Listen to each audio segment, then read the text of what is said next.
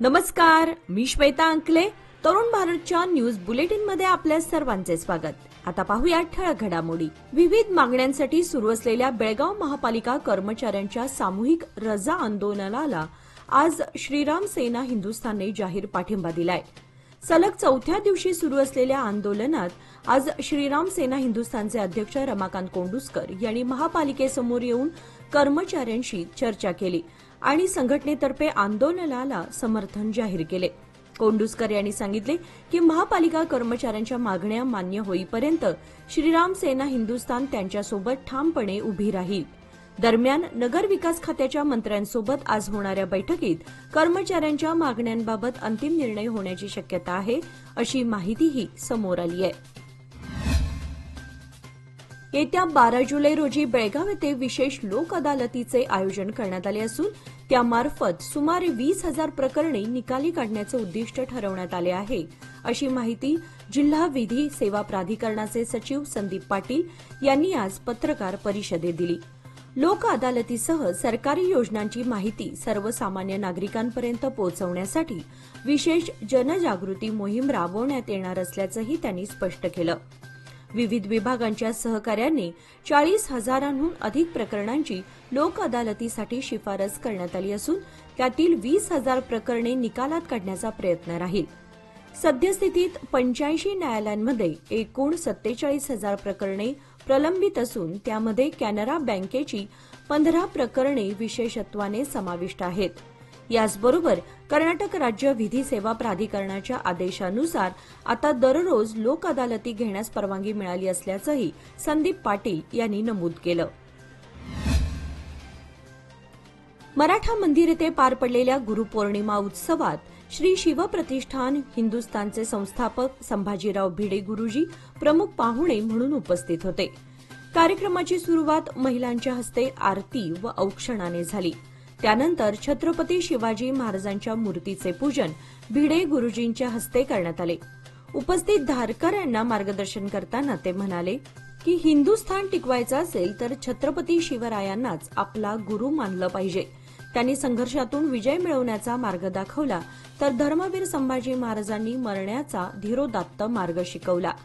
यावेळी त्यांनी येत्या 15 ऑगस्ट रोजी हिंदवी स्वराज्य स्वातंत्र्य दिन पदयात्रा मोठ्या प्रमाणात काढण्याचे आवाहन केले. कार्यक्रमाला प्रांतप्रमुख किरण गावडे, जिल्हा प्रमुख विश्वनाथ पाटील, शहर प्रमुख अनंत चौगुले तसेच अनेक कार्यकर्ते, धारकरी व महिला वर्ग मोठ्या संख्येने उपस्थित होते. शेवटी ध्येय मंत्राने कार्यक्रमाची सांगता करण्यात आली. राज्यात हृदयविकारांच्या घटनांमध्ये वाढ होत असताना बेळगाव शहरातील अनुगोळ परिसरात एका माजी सैनिकाचा हृदयविकाराच्या झटक्याने दुर्दैवी मृत्यू झाल्याची घटना गुरुवारी घडली. इब्राहिम देवलापूर वय 37 असं मृत माजी सैनिकाचं नाव असून ते भारतीय सैन्यात सेवा बजावून निवृत्तीनंतर गावी परतले होते. गुरुवारी सकाळी ते अनुगोळ परिसरातील बाजारात गेले असताना अचानक छातीत दुखू लागल्याने ते जागीच कोसळले. स्थानिक नागरिकांनी तात्काळ रुग्णवाहिका बोलावून त्यांना रुग्णालयात हलवले, मात्र रुग्णालयात पोहोचण्यापूर्वीच त्यांचा मृत्यू झाल्याचं डॉक्टरांनी घोषित केलं. ही संपूर्ण घटना परिसरातील सीसीटीव्ही कॅमेऱ्यात कैद झाली असून परिसरात हळहळ व्यक्त केली जात आहे. इब्राहिम देवलापूर यांच्या अचानक निधनामुळे कुटुंबीय, मित्रपरिवार आणि स्थानिक नागरिक शोकाकुल झाले असून त्यांच्या निधनाने एक संयमी, सेवाभावी व्यक्तिमत्व हरपल्याची भावना सर्वत्र व्यक्त होत आहे. Maratha light infantry regimental centre Chhatrapati Shivaji stadium Belgaum येथे 2 ते 9 ऑगस्ट 2025 दरम्यान अग्निवीर, जनरल ड्युटी क्लार्क व ट्रेड्समन पदासाठी भरती मेळावा होणार आहे. ही भरती फक्त युद्ध विधवा, सध्याचे आणि माजी सैनिक, युद्धात वीरगतीप्राप्त जवानांचे भाऊ, गुणवंत खेळाडू व सैन्यातील संगीतकारांच्या पाल्यांसाठी मर्यादित आहेत. उमेदवारांची वयोमर्यादा 17 वर्षे 6 महिने ते 21 वर्षे असावी. शारीरिक आणि वैद्यकीय पात्रतेनंतर सामान्य प्रवेश परीक्षा सप्टेंबरमध्ये होईल. सर्व कागदपत्रे हिंदी किंवा इंग्रजी भाषेत असणे आवश्यक असून उमेदवारांनी कोणत्याही दलालांकडून दिशाभूल होऊ नये यासाठी सावधगिरी बाळगावी असेही आवाहन करण्यात आले आहे. अधिक माहिती www.joinindiaarmy.nic.in या अधिकृत संकेतस्थळावर उपलब्ध आहे. स्मार्ट सिटी मिशन अंतर्गत विकसित पायाभूत सुविधांची देखभाल सुनिश्चित करण्यासाठी बेळगाव स्मार्ट सिटी अभिवृद्धी संघाने कला मंदिर टिळकवाडी येथील बहुउद्देशीय व्यापारी संकुल 11 वर्षांच्या भाडेतत्वावर देण्याचा निर्णय घेतला आहे.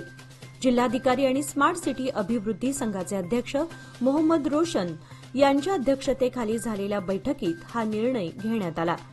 संपूर्ण कॉम्प्लेक्स एकाच संस्थेला भाडेपट्टीवर देण्यावर एकमत झाले असून लवकरच निविदा प्रक्रिया सुरू होणार आहे. यावेळी महापालिका आयुक्त शुभा बी, स्मार्ट सिटीच्या व्यवस्थापकीय संचालिका आफरीन बानो बळ्ळारी, डॉ. संजय डुमगोळ आदी उपस्थित होते. गुरूंच्या वंदनेचा दिवस मानल्या जाणाऱ्या गुरुपौर्णिमेचा उत्सव काल गुरुवारी शहरात श्रद्धा व भक्तिभावाने साजरा करण्यात आला. बेळगाव शहरातील विविध मंदिरांमध्ये दर्शनासाठी भाविकांची मोठी गर्दी झाल्याचे चित्र दिसून आले. श्री क्षेत्र पंत बाळेकुंद्री येथील श्री पंत महाराज मंदिरात गुरुपौर्णिमेनिमित्त महाभिषेक संकल्प कार्यक्रम पार पडला.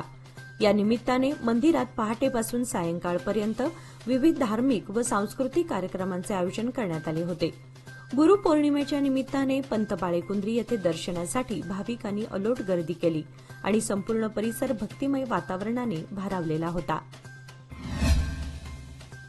आज बेळगाव शहर पोलीस आयुक्तालयात बीट स्टाफची बैठक पार पडली.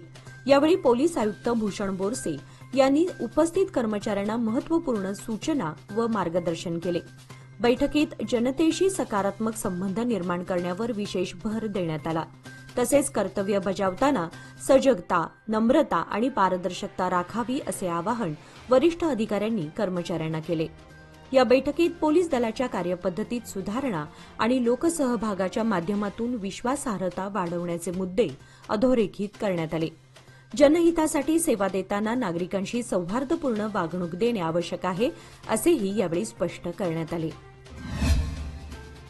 विद्यार्थ्यांच्या कलागुणांना प्रोत्साहन देण्यासाठी जीएसएस कॉलेजमधील बहुभाषा विभागाच्या वतीने शब्दधारा संघाची स्थापना करण्यात आली. या उपक्रमाच्या उद्घाटनानिमित्त आनंद दिंडीचे आयोजन करण्यात आले होते. या आनंद दिंडीमध्ये विद्यार्थ्यांनी पारंपरिक वेशभूषा परिधान करून टाळ मृदुंगाच्या गजरात तुळशी वृंदावनासह दिंडी सभागृहात आणली. संपूर्ण परिसर भक्तिमय वातावरणाने भारलेला होता. कार्यक्रमाचे स्वागत सचिता यांनी केले तर संपदा समूहाने सादर केलेल्या स्वागत गीताने कार्यक्रमाची सुरुवात मंत्रमुग्ध करणारी ठरली. याप्रसंगी प्राचार्य, शिक्षक व विद्यार्थी मोठ्या संख्येने उपस्थित होते आणि सर्वांनी या नव्या सांस्कृतिक उपक्रमाचे स्वागत केले. लोकमान्यच्या मुदत ठेव योजना म्हणजेच सुयोग्य कालावधीत सर्वोत्तम व्याजदर. आता तुमच्या गुंतवणुकीवर मिळवा 10.60% परतावा. अधिक माहितीसाठी आजच संपर्क करा 1800212405. लोकमान्य, प्रत्येक पावलावर तुमच्या सोबत. योजना फक्त सभासदांकरिता. नियम व अटी लागू. काल गुरुपौर्णिमेच्या निमित्ताने श्री देवदादा मठ, ज्योतिर्लिंग देवस्थान, शिवबसवनगर बेळगाव येथे दगडी चौथऱ्याच्या बांधकामाचे भूमिपूजन उत्साहात व भक्तिभावात पार पडले. चैत्र पौर्णिमेनंतर आयोजित होणाऱ्या गोलातली जत्रा या पारंपरिक उत्सवात श्री देवदादा सासनकाठी पूजनासाठी वापरल्या जाणाऱ्या झाडाखाली हा चौथरा उभारण्यात येणार आहे. या पवित्र स्थळी भूमिपूजन करण्यात आले असून भविष्यातील धार्मिक विधी आणि पूजा अर्चांसाठी ही जागा अधिक सुयोग्य ठरणार असल्याचे भक्तांनी सांगितले. या भूमिपूजन सोहळ्याला श्री ज्योतिर्लिंग भक्त मंडळ बेळगाव आणि श्री देवदादा सासनकाठी भक्त मंडळ चव्हाट गल्ली बेळगाव यांचे पदाधिकारी आणि अनेक भक्त उपस्थित होते. कार्यक्रमास सुरेश तारिहाळ, नागेंद्र नाईक, लक्ष्मण किल्लेकर, प्राचार्य आनंद आपटेकर, ज्योतिबा धामणेकर, श्रीनाथ पवार, ज्योतिबा पवार आदी मान्यवर प्रमुख पाहुणे म्हणून उपस्थित होते. आज पोलीस आयुक्त भूषण बोरसे आणि उपायुक्त रोहन जगदीश यांच्या नेतृत्वाखाली बेळगावातील रामकृष्ण कवायत मैदानावर साप्ताहिक कवायत उत्साहात पार पडली. कार्यक्रमाच्या सुरुवातीला उपायुक्तांनी परेडची तपासणी केली व सलामी स्वीकारली. त्यानंतर उपस्थित पोलीस कर्मचाऱ्यांशी संवाद साधून त्यांच्या अडचणी जाणून घेतल्या. यावेळी शिस्त, संयम आणि कर्तव्यनिष्ठा राखत आपल्या जबाबदाऱ्या पार पाडण्याचे स्पष्ट निर्देश देण्यात आले. तसेच शहरातील कायदा व सुव्यवस्था अधिक मजबूत करण्यासाठी उपाय व सूचना कर्मचाऱ्यांना देण्यात आल्या.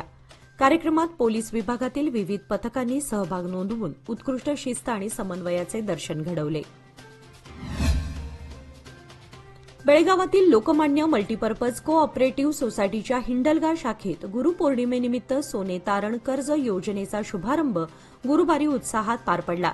कार्यक्रमाचे उद्घाटन निवृत्त मुख्याध्यापक व लोकमान्य वेल्थ अॅडव्हायझर सदस्य प्रकाश बेळगुणकर यांच्या हस्ते करण्यात आले. अध्यक्षस्थानी शाखा व्यवस्थापक सचिन कावळे तर प्रमुख पाहुणे म्हणून रिजनल मॅनेजर मधुकर कुलकर्णी उपस्थित होते. योजनेच्या माध्यमातून ग्रामीण भागातील नागरिकांना शून्य प्रक्रिया शुल्कासह सुलभ परतफेड पर्याय देण्यात येणार आहेत. यावेळी शिक्षक, सेवांतर्गत व निवृत्त अधिकारी तसेच विविध मान्यवर मोठ्या संख्येने उपस्थित होते. कार्यक्रमाचे सूत्रसंचालन राही जाधव यांनी केले तर आभार किशोर हळदणकर यांनी मानले. शाखेला आदर्श शाखा म्हणून मिळालेल्या गौरवामुळे शाखा व्यवस्थापक सचिन कावळे यांचा यावेळी सत्कारही करण्यात आला. बेळगाव रेल्वे स्थानकासमोरील कारवार बस स्थानक परिसर सध्या कचऱ्याच्या मोठ्या ढिगाऱ्यामुळे गंभीर समस्येला सामोरे जात आहे. या ठिकाणी साचलेल्या कचऱ्यामुळे दुर्गंधी पसरली असून प्रवासी आणि स्थानिक नागरिक हैराण झाले आहेत. स्थानिकांच्या म्हणण्यानुसार बस स्थानकाजवळील काही दुकानदार नियमितपणे आपला कचरा या परिसरात टाकत आहेत. विशेष म्हणजे सफाई कामगार देखील परिसरातील कचरा गोळा करून तो इथेच टाकत असल्याचे निदर्शनास आले आहे. त्यामुळे बस स्थानक आवार बिघडला असून आरोग्याच्या दृष्टीनेही धोका निर्माण झालाय. या समस्येबाबत नागरिकांनी कॅन्टोन्मेंट विभागाकडे अनेक वेळा तक्रारी दाखल केल्या असूनही अद्याप कोणतीही ठोस कारवाई झालेली नाही. तब्बल महिना उलटून गेल्यानंतरही कचऱ्याचा ढीग तसाच असून कुत्र्यांचा उपद्रव वाढला आहे. तसेच डासांची संख्या वाढून रोगराईचा धोका निर्माण झालाय.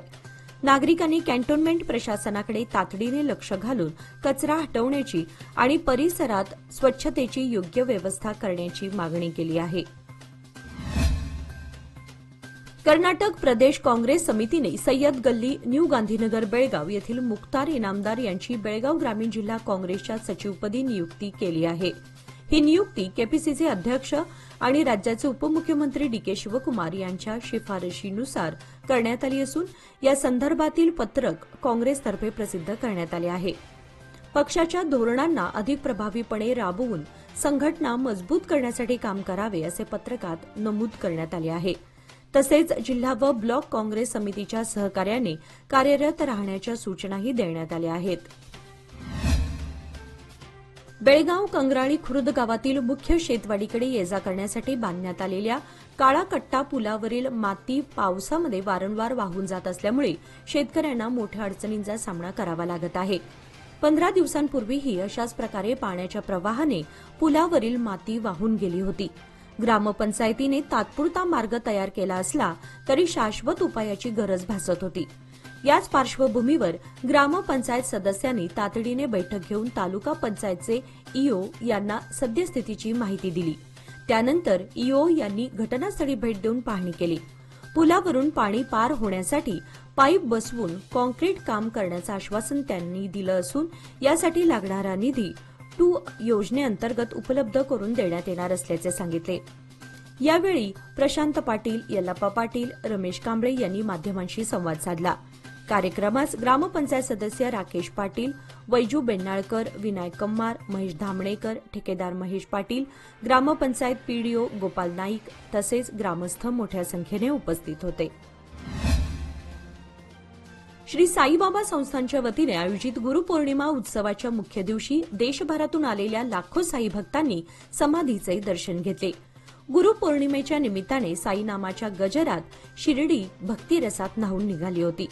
काल गुरुवारी अखंड श्री साई सच्चरित पारायणाची सांगता झाली. त्यानंतर पालख्या आणि साई भक्तांच्या मिरवणुकीने संपूर्ण शिर्डी परिसर भक्तिमय झाला. राज्यभरातून आलेल्या पालख्यांनी साईनामाचा जयघोष करत सहभाग नोंदवला. या पवित्र मिरवणुकीत संस्थानच्या तदर्थ समितीच्या अध्यक्षा तथा प्रमुख जिल्हा व सत्र न्यायाधीश सौ अंजू शेंडे सोनटक्के, मुख्य कार्यकारी अधिकारी गोरक्षक गाडीलकर, उपमुख्य कार्यकारी अधिकारी भीमराज दराडे तसेच यांत्रिकी विभागाचे प्रमुख अतुल वाघ यांनी सहभाग घेतला. ग्रामीण भागातील शाळांमध्ये विद्यार्थ्यांची पटसंख्या चांगली असली तरी शिक्षकांच्या कमतरतेमुळे शैक्षणिक नुकसान होत असल्याचे मत मध्यवर्ती महाराष्ट्र एकीकरण समितीचे सदस्य रणजित पाटील यांनी व्यक्त केले आहे. गुरुपौर्णिमेनिमित्त महाराष्ट्र एकीकरण युवा समितीतर्फे खानापूर तालुक्यातील हलगा येथील सरकारी मराठी शाळेतील विद्यार्थ्यांना शैक्षणिक साहित्य वाटप करण्यात आले. यावेळी आयोजित कार्यक्रमात बोलताना रणजित पाटील म्हणाले की मराठी शाळांचे अस्तित्व टिकवण्यासाठी समिती सातत्याने प्रयत्नशील आहे. काही शाळांमध्ये शिक्षकांची कमतरता दिसून आली असून हे प्रश्न सोडवण्यासाठी लवकरच गट शिक्षणाधिकाऱ्यांशी चर्चा केली जाईल असे त्यांनी स्पष्ट केले. माणकापूर तालुका निपाणी येथे राजरोसपणे बेकायदा दारू विक्री सुरू आहे. ती तात्काळ बंद करण्यात यावी. परिसरातील नागरिकांना होणारा नागरिक त्रास थांबवावा. संबंधित प्रशासनाने अबकारी खात्याने त्यांच्यावर कठोर कारवाई करावी या मागणीसाठी ग्रामस्थांनी मोर्चा काढून ग्रामपंचायत संबंधितांना निवेदन दिले. निवेदनात माणकापुरात 15 वर्षे बेकायदा दारू विक्री सुरू आहे. लोकवस्ती असलेल्या ठिकाणी ही दारू विक्री राजरोस सुरू आहे. या ठिकाणी अंगणवाडी शाळा आहे. शाळा कॉलेजला जाणारी मुले युवती तेथेच बससाठी थांबतात. या रोडवरून मुले सरकारी हायस्कूलला जातात. त्यांना येथे येणाऱ्या तळीरामांचा नाहक त्रास होतो. तसेच गावात नैराश्यातून व्यसनाधीनता वाढली आहे. परिणामी अनेक संसार उघड्यावर पडत आहेत. त्यामुळे संबंधितांवर कठोर कारवाई करण्यात यावी अशी मागणी ग्रामस्थांनी केली आहे. यंदा पावसाचे प्रमाण दरवर्षीपेक्षा काही प्रमाणात अधिक असेल असा अंदाज वेधशाळेने वर्तवला होता. पण वळीव पावसाने मारलेली दडी आणि निर्माण झालेली साशंकता वेधशाळेच्या अंदाजाला मागे टाकत होती. अशा या परिस्थितीत मे महिन्यात 12 तारखेला निपाणी परिसरात वळीव पावसाची सुरुवात झाली. वळीव म्हणता म्हणता त्याला मान्सूनपूर्वची जोड मिळाली आणि पाऊस बरसतच राहिला. अशा या संततधार पावसात खरीप पेरण्या मागे पडल्या. घात साधता न आल्याने अनेकांना पेरणीविना थांबावे लागले. मान्सूनपूर्व पावसाला कधी मान्सूनची जोड मिळाली हे समजले देखील नाही. दरम्यानचा 2 महिन्यांचा काळ आता उलटला आहे. या 2 महिन्यातील 61 दिवसांमध्ये पावसाने फक्त 12 दिवस सुट्टी घेतली. अन्यथा इतर दिवशी संततधार बरसात अनुभवावी लागली आहे. यामुळे निपाणी परिसरात तब्बल 4.6 मिलीमीटर उच्चांकी पावसाची नोंद झाली आहे. याचबरोबर आजचे बातमीपत्र इथे संपले. अधिक माहिती आणि ताज्या घडामोडींसाठी पाहत रहा तरुण भारत न्यूज चॅनल. तसेच आमच्या चॅनलला लाईक, शेअर आणि सबस्क्राईब करायला विसरू नका. आणि विश्वासार्ह बातम्यांसाठी दररोज वाचा दैनिक तरुण भारत. धन्यवाद.